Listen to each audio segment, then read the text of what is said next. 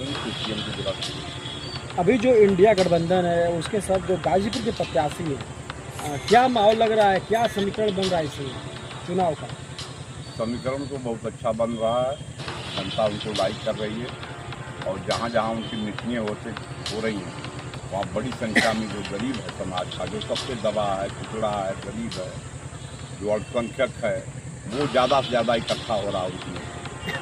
उनकी मीटिंग में देखा गया है कई जगहों पर कि जो लगातार जो सपा के उम्मीदवार है वो पत्रकारों पर टोल कस रहे हैं। क्या है पूरा मामला? है देखिए, ऐसा है कि पत्रकार को जान नहीं पा रहे हैं और जिस परिस्थिति में अफजाल चुनाव लड़ रहे हैं, मैं समझता हूँ कोई नहीं लड़ सकता। उनका खेत सील, उनका बैंक सील, उनका होटल सील, सब कुछ बर्बाद कर दिया गया। उनके भाई को जहर दे दिया गया, जिस तरह से मारा गया। जिस परिस्थितियों में वो चुनाव लड़ रहे हैं, मैं समझता हूँ कोई नहीं। तो इस तरह से अगर है तो कोई उस तरह की बात नहीं कहे हैं, न उस तरह की बातें हैं। अभी लगातार देखा जाए तो जखनिया का नाम आता है पत्रकारों का कि जखनिया के पत्रकार ऐसे हैं, शायद जखनिया के पत्रकार वैसे हैं। क्या है जखनिया के पत्रकारों का मामला क्या है? जखनिया के पत्रकार सबसे ठीक है, इसलिए ठीक है कि बाहरी पत्रकार यहाँ आके स्वास्थ्य विभाग में, दूसरे विभाग में बड़े पैमाने पर पैसा लेते हैं, उसकी सूचना मिलती है या लोग जनता कहती है, विश्वस्त सूत्रों द्वारा पता चलता कि इस तरह का। लेकिन जखनिया के पत्रकार तो इस तरह की बात सुनने में नहीं आती। क्या लगता है जो पिछले बार 2019 में बसपा और सपा गठबंधन से चुनाव अफजाल अंसारी जीते थे, लगभग 100 मतों से जीते थे, इस बार क्या लग रहा है जबकि उनका जो बसपा है उसका अलग प्रत्याशी है? उसका कोई असर नहीं है और बसपा चुनाव से बाहर है। बसपा को जनता जान गई है कि बसपा जो है भाजपा की बी टीम बन गई है, इसलिए जनता इंडिया गठबंधन के साथ खड़ी होकर भाजपा को हराने का काम करेगी। पिछले चुनाव में 1,19,000 कुछ मतों से मतलब अफजाल अंसारी चुनाव जीते थे। तो दलित जो वोटर है वो तो साइड है इस समय। नहीं तो और उसके साथ और वोटर जुटे हैं ना, और वोट जुटे हैं उनके साथ ना।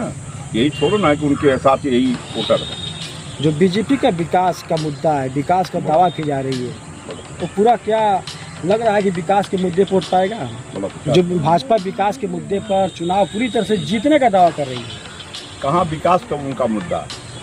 उनका तो विनाश का मुद्दा है। चाहे बंदरगाह बेचे, चाहे कारखाना बेचे, चाहे मिल बेचे, चाहे हवाई जहाज बेचे, चाहे एयरपोर्ट बेचे, दूसरी चीज़ें हैं जो सारे प्राइवेट सेक्टर में डाल दिए।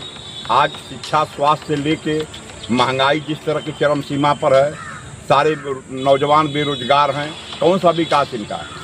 हम इस बात को आपको दरकिनार करते हुए एक बता रहे हैं कि जो स्वास्थ्य पूरी तरह से निःशुल्क है, लोगों को निःशुल्क दवा मिल रही है, निःशुल्क इलाज हो, यहाँ तक कि जो 5 लाख का उनका आयुष्मान कार्ड मिल रहा है, बड़े से बड़े बीमारियों का भी इलाज निःशुल्क हो रहा है, इसका बेनिफिट लोगों को मिल रहा है। अरे भैया, आयुष्मान कार्ड में आपने मध्य प्रदेश में देखा कितना फर्जी मिला।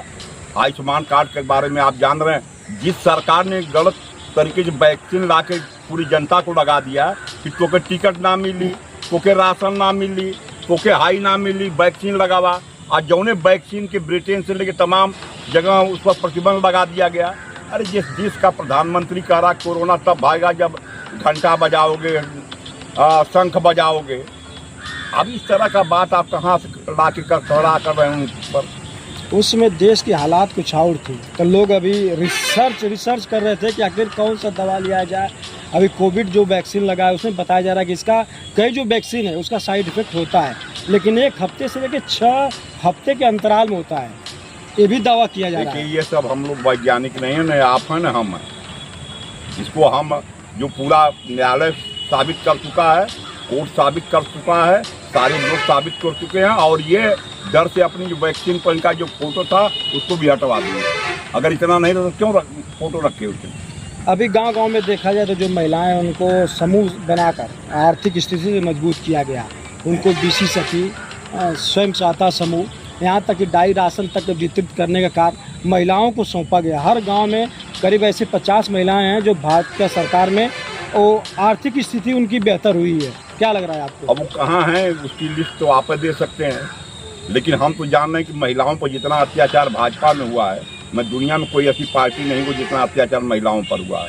चाहे कठवा का मामला रहा हो, चाहे हाथरस का मामला रहा हो, चाहे आसाराम बापू का मामला रहा हो, चाहे रहमी का मामला रहा हो, चाहे चिन्मयानंद का रहा हो, चाहे सेंगर का मामला रहा हो, चाहे बनारस का मामला हो, चाहे कर्नाटक का उसका मामला हो। तो इस तरह से आप कहाँ महिलाओं का विकास हो रहा है, किस तरह विकास दिखाई दे रहा है, ये समझ में नहीं आ कि आप जो विकास की बात कर रहे हैं कहीं दिखाई नहीं दे रहा है। क्या जिस गांव में आप निवास कर रहे हैं उस गांव में महिलाएं स्वयं सहायता समूह नहीं चलता है?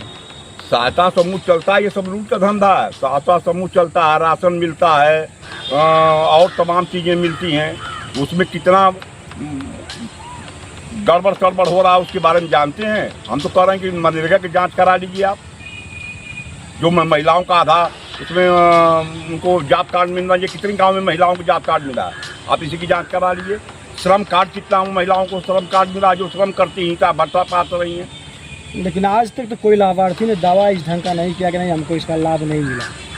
नहीं, दावा तो कहाँ कर पाती हैं। दावा करने से पहले गिरफ्तार कर लिया जाएगा, उनको प्रताड़ना होगी, गांव का दिन मना देगा। भाजपा के खिलाफ बोलना बड़ा कठिन है ना। धन्यवाद।